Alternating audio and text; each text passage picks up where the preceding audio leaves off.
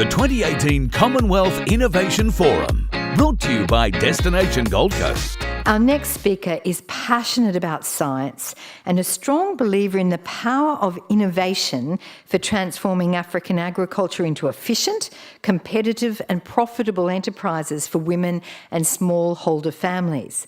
Dr. Margaret Karembu is the Director of the AfriCenter of International Service for the Acquisition of Agri-Biotech Applications based in Kenya.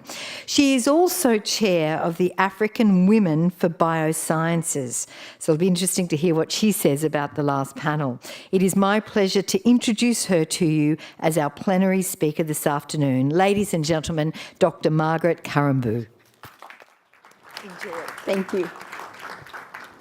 Good evening. Jambo. I want to thank the organizers, particularly Mario and Claire, for inviting me to participate in this session. It was really exciting because this is my first time in Brisbane and I'm enjoying it, and I really enjoyed the last session. So I'm going to take you through a case of how we have navigated in science communicating about a very controversial subject, agricultural biotechnology, and looking through the role of women in this endeavor. So I'm from Kenya, and Kenya is in Africa. Now, I'm a mother. I have 2 daughters and 1 son, and one of my daughters is a dentist. And so as a science communicator, one time I just asked her, can you explain to me what it means to do a root canal procedure? So she came quickly and said, Mom, just 3 simple procedures. You do extirpation, chemomechanical preparation, and then obturation. That's simple. Look at this poor guy with a toothache, and somebody is trying to explain to him what it means to do a root canal. But on the other hand, for the scientists, for the dentists, this is really great. Is that familiar for us scientists? We like using big words, technical jargon that no other person can understand. That is not what science communication is about. Then coming to the subject matter, a question was posed. What is your opinion on the food shortage, on the shortage of food in the rest of the world? And imagine that this is a Commonwealth platform. And in Africa, the person asked, oh, what is food? In Europe, what is shortage? In America, oh, what is the rest of the world? And in Arabia, what does it mean to have an opinion? So this just prepares us to what it means to communicate about technical issues in the Commonwealth. And so looking at some of the ways in which science has been communicated, or let's say innovations, very quickly we have already seen that in the context of the Commonwealth, we have very diverse cultures, we have varied needs. You have already seen some need food, others are wondering what shortage of food is about. Then we have very mixed opinions about different innovations.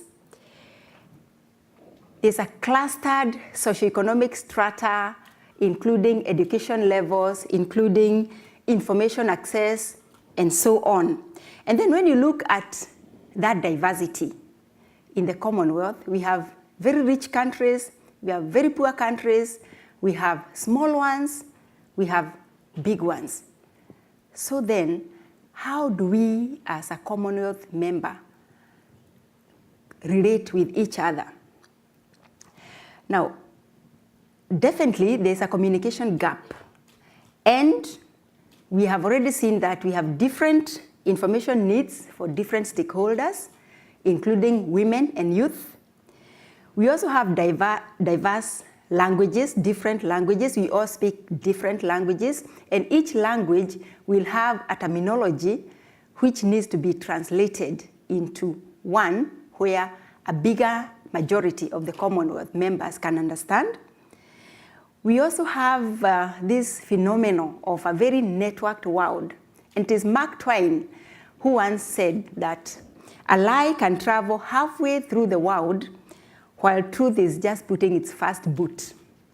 That was more than 20 years ago. Today, we know that a lie will travel around the world before the boot has left the shelf, with all the big data and all the social media and so on.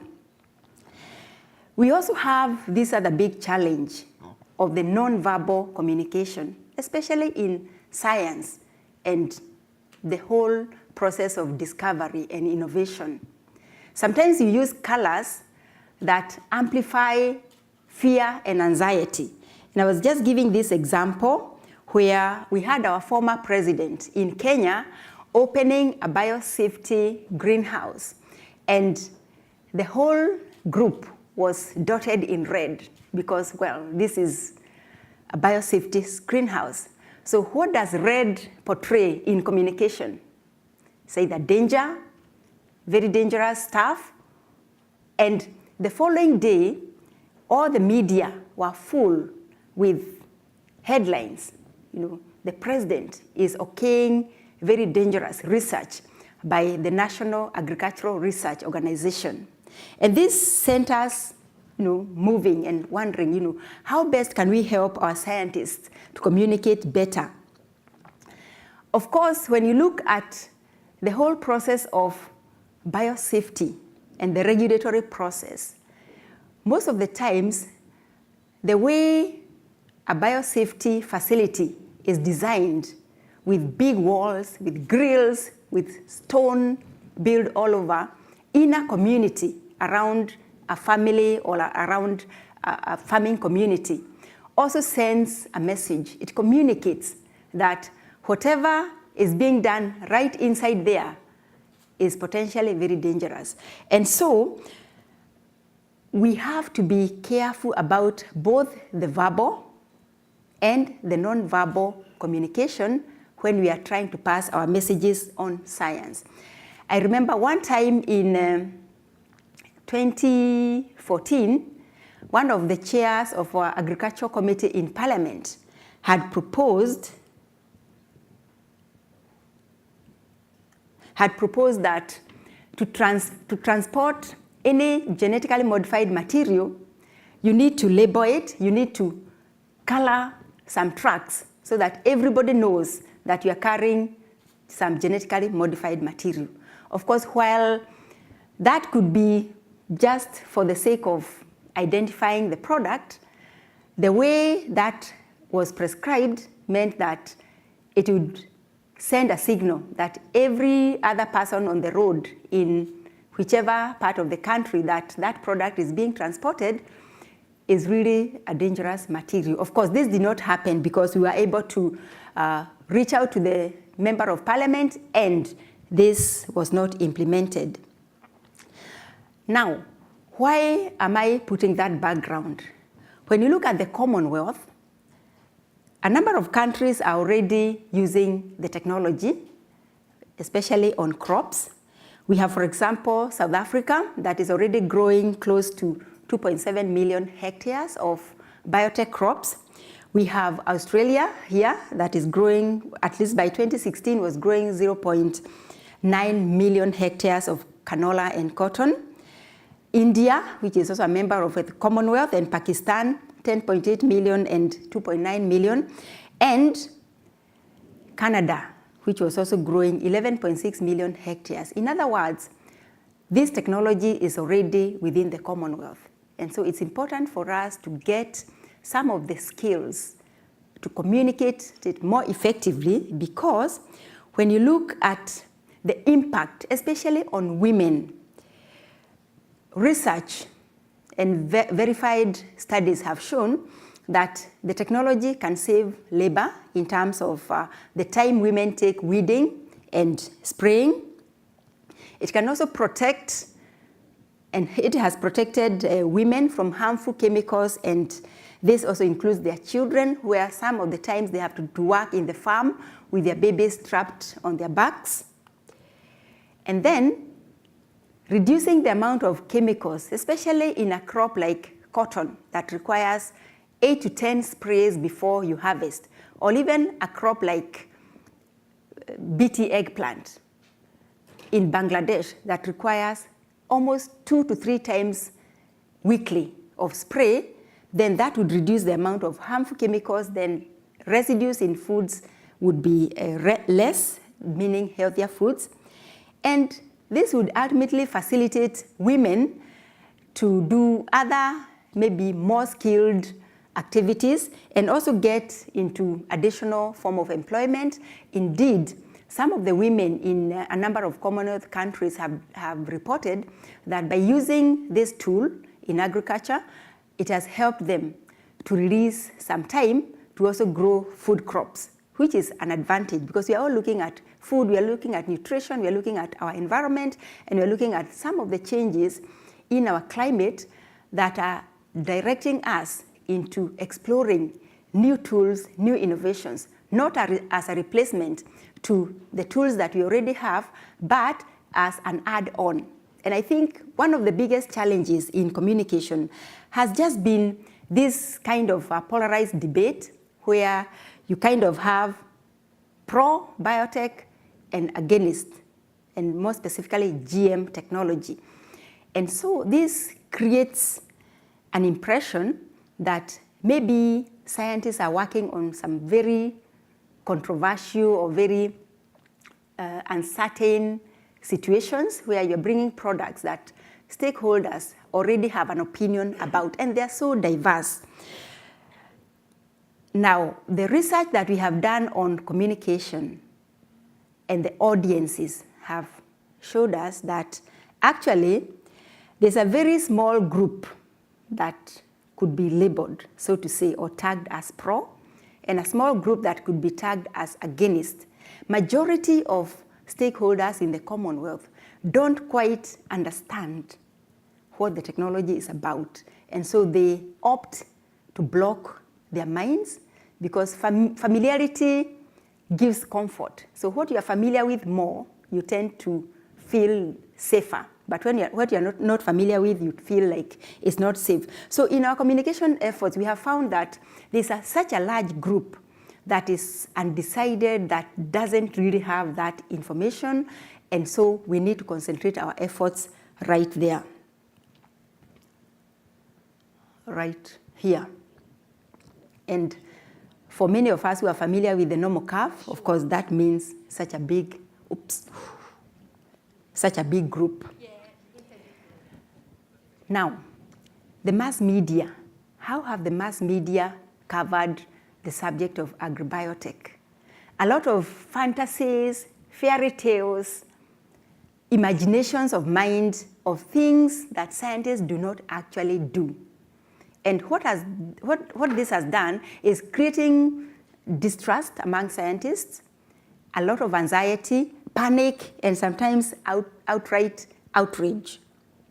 And so the risk perception versus the actual risk is so magnified. And when you look at the risks involved against those risks that are perceived to be the risks, again, scientific studies and assessment, food safety assessment have shown that the crops developed through the process of GM technology do not pose any additional harm than those developed through conventional breeding. But unfortunately, as scientists, or would I say innovators, we have gone into the trap of describing products based on the process used, vis-a-vis against what we say the stakeholders would care most about. Because many other technologies, many other approaches have been used, which could be perceived even maybe more uncertain. Mutagenesis, hybridization. You really never know exactly, but because these seem to be normal or considered as accepted, then that creates that difference in acceptance and the risk perception. There has also emerged what we'd call alternative facts, where children have been used to demonstrate, scientists are also now forced to demonstrate, and unfortunately, this is also penetrating a lot in Africa because of the big data, the social media, and all the information and communication technology efficiencies.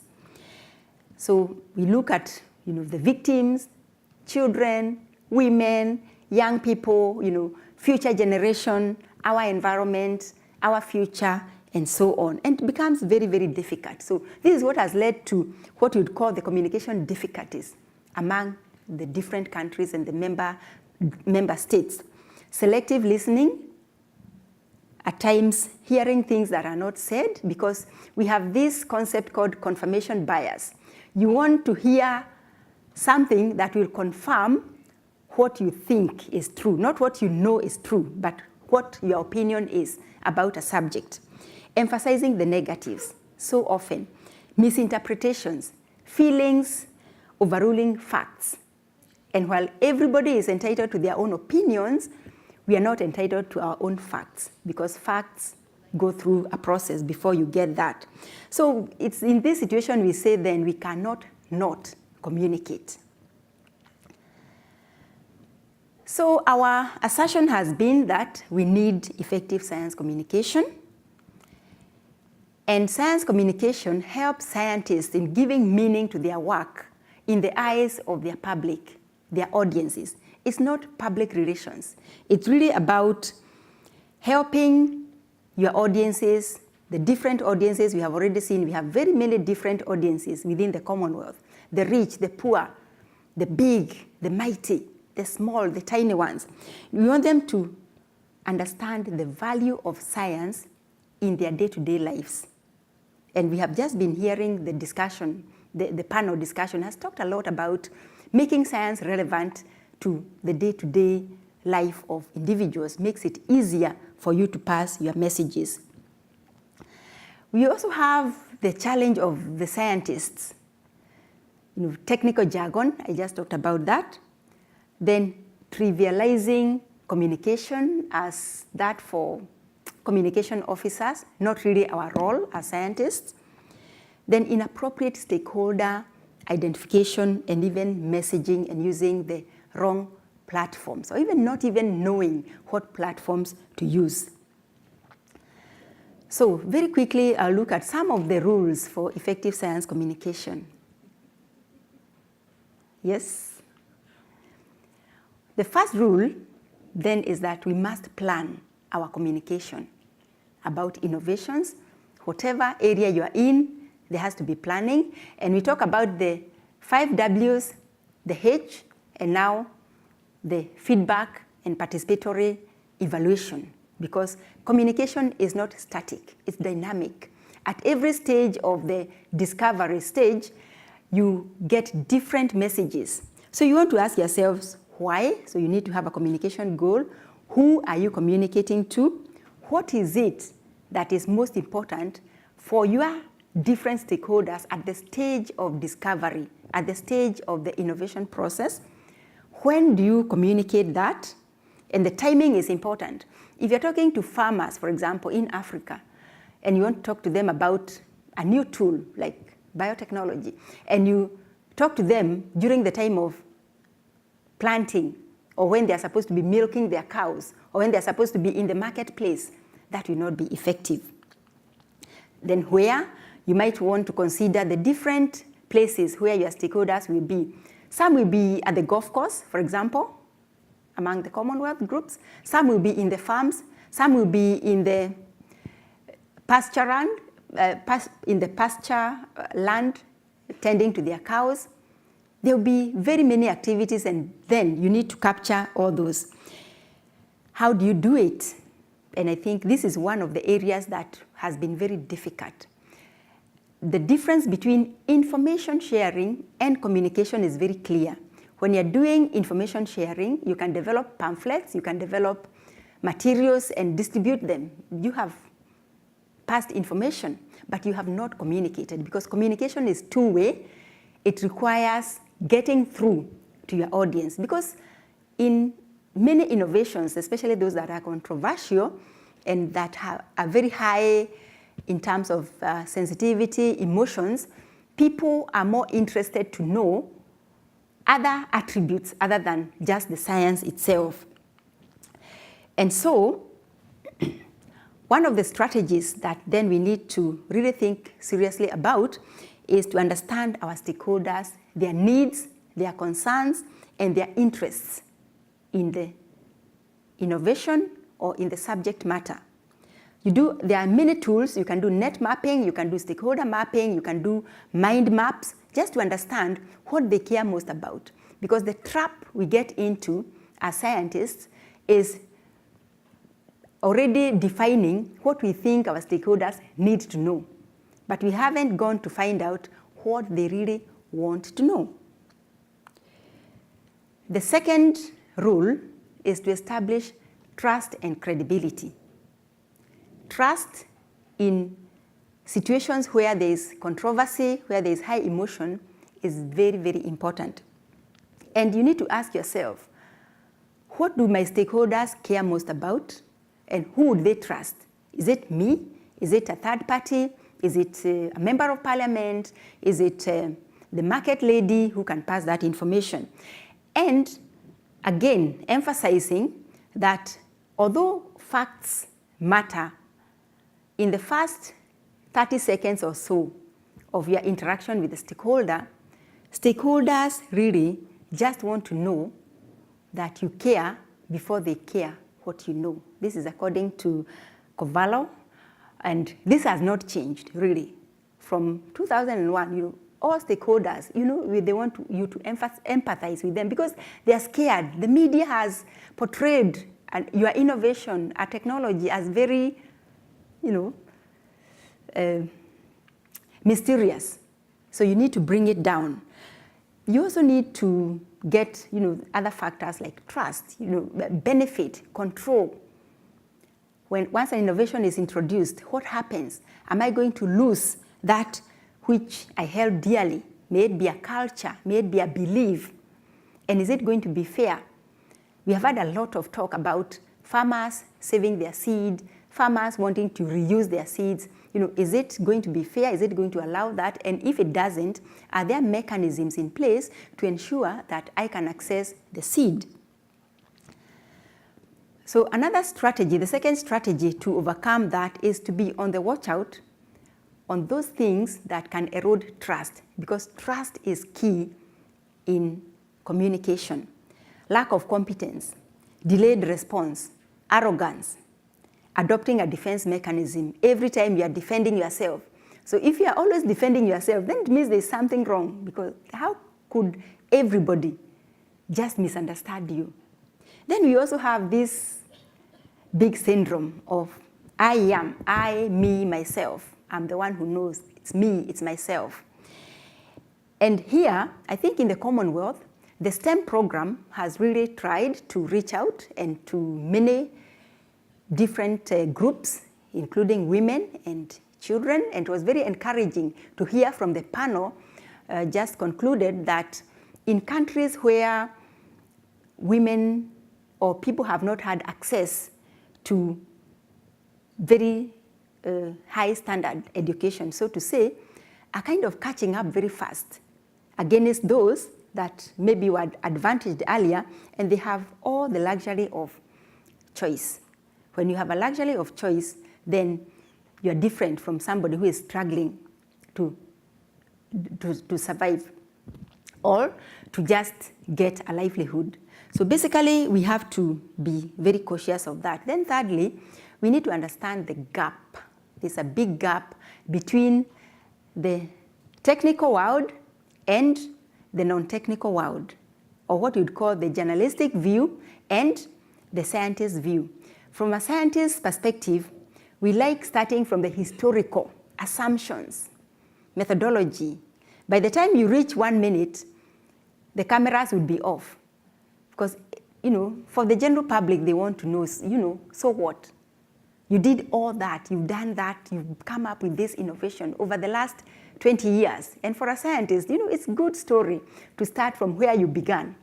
But now, science communication is calling us to do the inversion. We have to start with the bottom line. So what did you come up with also? What are you delivering in the Commonwealth? How many innovations do we have? Then we can go back and describe how they were developed as long as they have already been approved for use. So to overcome that, we need another strategy would be to simplify the language, unpack the technical jargon and acronyms. I think in the science world, there are so many acronyms. And scientists feel like everybody else should know what is BT, what is DNA, what is, all those terminologies that we use. But again, in the new breeding tools and techniques, there is a danger of getting, again, to describe products according to the process instead of according to the safety or the use of that product. I've been in meetings where people are talking about gene-edited pigs, gene-edited chicken, deletion, additions, editing, all these terms are very scary because you don't want to imagine that your genetic makeup is being edited, right? So basically we need to really get to see what kind of terminologies are we going to use for new and emerging tools and technologies. Then finally, we want to look at the role of women in the Commonwealth. And I just wanted to give a very quick example of a platform that I'm chairing, the African Women for Biosciences, upon which Mario saw a story we had written about building capacity for women to communicate about their innovations. And why women? In addition to very many other attributes that were discussed in the panel, women are key decision makers in terms of the nutrition of their families. They make decisions every day on what to cook, the health of their families, in terms of vaccinations, in terms of drugs, and so on. In terms of the environment, they are the first point of contact for children and people in community about the state of the environment because they're also affected most by that environment. So they are a point of high trust. You can trust women because they will not cook for you anything that they know or knowingly dangerous. And we were just discussing about the fridge issue. How lovely it would be that my fridge would tell me when to get out that chicken before it expires. And it's the woman who is going to do that in most cases, especially in Africa. Then there is also that perceived victim versus villain. And this is actually biblical. So women tend to be more empathizers than men, basically because this is the way our genetic makeup, or is it our socialization process, is made. It's a combination. Sometimes you're not sure which is which, whether it's the genetic or whether it is really the socialization process, and mainly so in the developing world. Then when it comes to the trends now, we have seen that women have risen to very high level. I felt very nice getting the minister here talking about her experiences. Women have reached that level now. And then we also have quite a big majority who are in the grassroots. So there is an opportunity to use both bottom-up and top-bottom approach. And that is where majority of the women are. So investing in women for communicating science and for communication in the Commonwealth is a worthwhile endeavor. And for our ask, in the short time that the Women for Biosciences in Africa has been, we are really looking out for partnerships. We are looking for collaboration with different players so that we can build a critical mass of women, both at the professional level and at the grassroots level, who can be able to pass the messages about the different innovations in agriculture, in health, in environment, and many other spheres of life. We are also feeling that it is time in the Commonwealth that we developed or we created a working group for women in biosciences communication, so that in addition to STEM, which is encouraging more women to get into science, technology, mathematics, and engineering, then we could also have a bigger number that is able to communicate about the different innovations that are going to come out of that investment. And so to end, I just want to recap that some best practice in communication is being proactive than reactive. I think we have had a good share of reactions from different scientists. We call it the APP model, where you anticipate, list all possible stakeholder interests, concerns on the innovation, then prepare. You need to prepare the messengers, and the messengers will be based on trust, will be based on credibility, will be based on appropriateness, then the message and the means, which you call the 3 M's. And then, of course, we need to practice regularly in engaging the public, knowing that there's nothing like a message for the general public. The general public is so diffuse, and we need to be cautious about what they need to know versus what they want to know. And just very quickly, 1 minute only, to just introduce my organization, ISAAA, AfriCenter, which is the International Service for the Acquisition of Agribiotech Applications. We provide communication support to different projects in Africa and Asia. And we have about 25 centers, biotech information centers, now biosciences information centers. And basically, we encourage a dual knowledge sharing and communication about the different innovations in agriculture. Thank you, and I would like to invite you to join or subscribe to our Crop Biotech Update. It's a weekly update. Every week, we do share with the global community about the developments in the biotechnology and other innovations in climate change, in animal biotech now. And if you are part of that, then you could accept, and we will be willing to share with you some of the skills and the tactics that we have gained over time. And also, just to say that Kenya is here in the Commonwealth Games, and as usual, we are looking out. We have a big delegation, and of course, we aim for gold, nothing else. Thank you. Ladies and gentlemen, please thank Margaret.